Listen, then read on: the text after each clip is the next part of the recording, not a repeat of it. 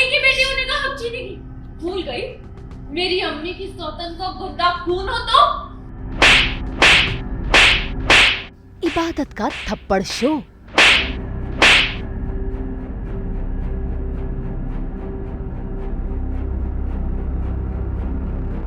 मन्नत का चाकू ड्रामा।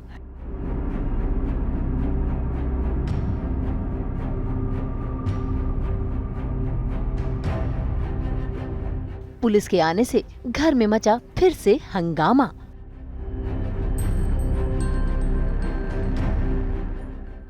जी टीवी के सीरियल रब से है दुआ में आज फिर से इबादत और मन्नत के बीच घमासान युद्ध छिड़ गया है।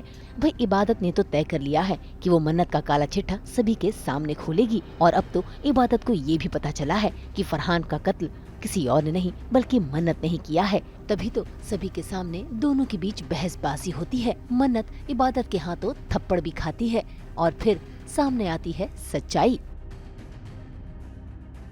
क्या कहा तुमने? हैदर अख्तर और दुआ अख्तर की बेटी कहलाने का हक मुझसे छीन लिया जाएगा? कौन छीनेगा ये? तुम छीनोगी? तुम छीनोगी मुझसे ये हक? सुना आप सबने? ये लड़की मुझसे मेरी अम्मी की बेटी होने का हक छीनेगी, जो खुद मेरी अम्मी की बेटी नहीं है। तुम्हें ये हक कौन देता है? हाँ, भूल गई मेरी अम्मी की सौतन का गंदा खून हो तो? खानदान की बेटी होने का हक तुमसे छीना जाएगा इबादत, मुझसे नहीं।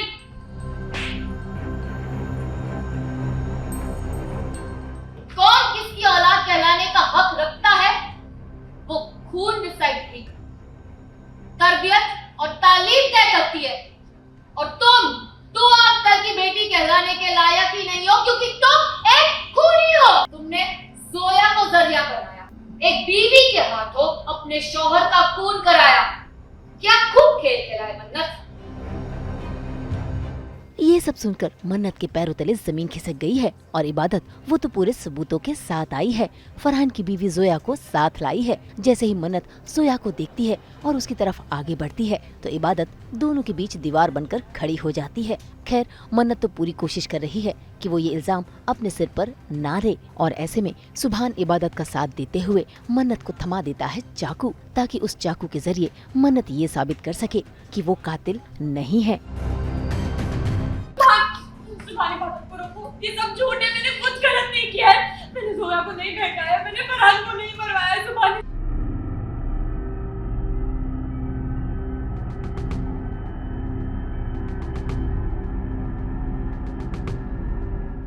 हाँ मन्नत, तुम तो बहुत कहती थी ना कि तुम सुभान के लिए अपनी जान दे सकती हो।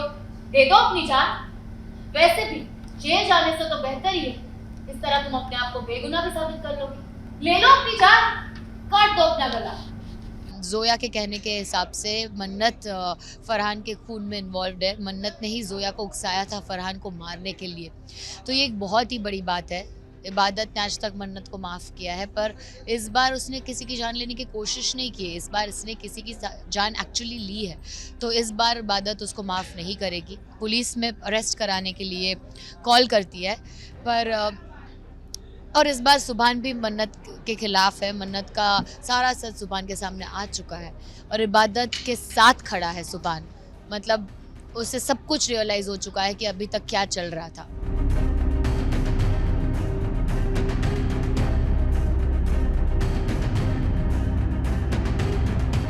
अपने आप को बेगुनाह साबित करने के लिए मन्नत चाकू को गले तक लगाती तो है, लेकिन फिर डर के मारे वो चाकू फेंक देती है और कोशिश करती है सभी को सच बताने की। लेकिन तभी वहाँ पर आ जाती है पुलिस, जो मन्नत को गिरफ्तार करके ले जाने की कोशिश करती है। और तभी आता है ट्विस्ट, क्योंकि नानी अम्मी जो कोमा में थी उनको होश आ गया है और उन्होंने आकर पुलिस को रोक लिया।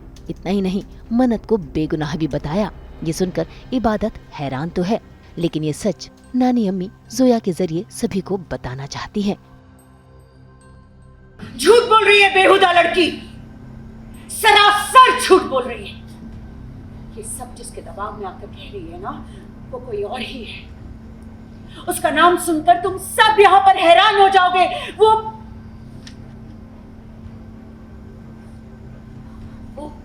वो क्या नानी अम्मी? किसका नाम सुनकर हम हैरान हो जाएंगे? किसकी बात कर रही है आप? आपका इशारा किसकी तरफ है नानी अम्मी, बताइए। बहुत वक्त बाद ऐसा हुआ है कि नानी अम्मी इबादत कुछ कर रही है और उसे रोक रही है, मन्नत का साथ दे रही है, तो एक कुछ तो बड़ी बात होगी कि नानी अम्मी ये कदम उठा रही है। तो इबादत यही फाइंड आउट करने की कोशिश कर रही है कि कुछ जल्दबाजी में कुछ गलत तो नहीं हो गया उससे मन्नत को जेल भिजवा कर, क्योंकि नानी अम्मी अगर डाउट कर रही है तो कुछ तो होगा। तो अब वो क्या रीज़न है, वो किसकी बात कर रही है, वो हमें देखना है। इससे पहले कि नानी अम्मी गजल का नाम सभी के सामने लेती, उन्हें वो बात याद आ जाती है जब कोमा के दौरान गजल उनके पास आती है और सभी को मारने की धमकी देती है। खैर, गजल का नाम तो अभी सभी के सामने नहीं आया है और पुलिस बिना सबूतों के किसी को बेगुनाह नहीं समझती, इसलिए अब मन्नत को जेल जाना पड़ेगा। लेकिन इबादत, उसे डाउट हो गया है कि आखिर वो तीसरा व्यक्ति है कौन। तो वहीं सुभान भी इसमें मन्नत का साथ देता है और अब दोनों पता लगाएंगे कि आखिर असली मुजरिम कौन है।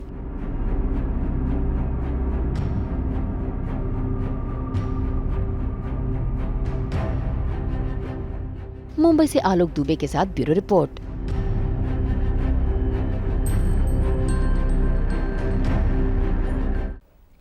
हम तो लेकर ही आते हैं आपकी ज़िंदगी में 24/7 एंटरटेनमेंट। तो अगर आपको ये वीडियो पसंद आया है, आप जानते हैं आपको क्या करना है, आप इसे लाइक करें, कमेंट देके अपनी राय ज़रूर दें।